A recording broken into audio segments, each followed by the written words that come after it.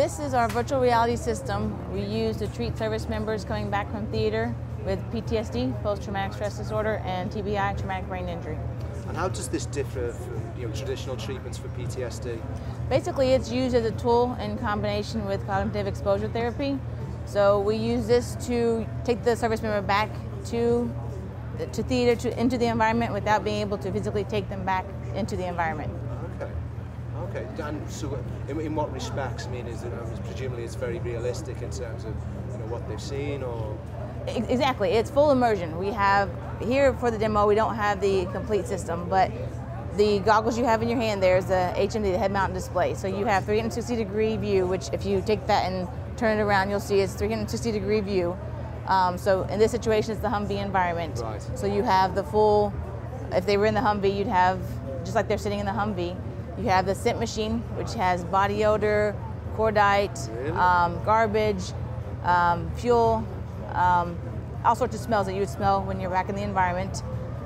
They have the tactile or the vibrating platform, so this vibrates. So anytime you feel an explosion, this would actually vibrate. And then the remote control here would drive the Humvee. Okay. So you have basically full immersion, as if you were back in theater. We would already have had 3 or 4 sessions, you and I, as the clinician, you're the patient. We already had a couple of sessions.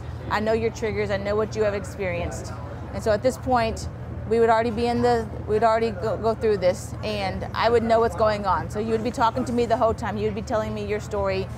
I'm driving down the road, all's quiet. I'm talking to my buddy next to me. So you're talking to me the whole time, telling me what's going on. And then let's say, for example, you tell me all of a sudden we start taking on fire. So I'm recreating everything that's happening to you, but you're telling me the whole time what's going on. For this situation, I'm going to have all sorts of things going off, but you may not need this much during actual treatment. Look to your right, as you see, he's deceased.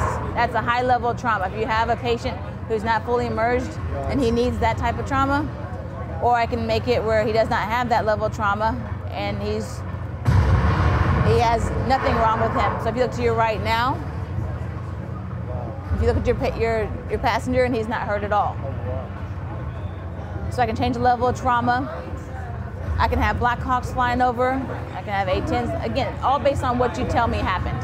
So I'm not making things happen just because, all based on what you experienced back when you were in theater, back in your specific experience.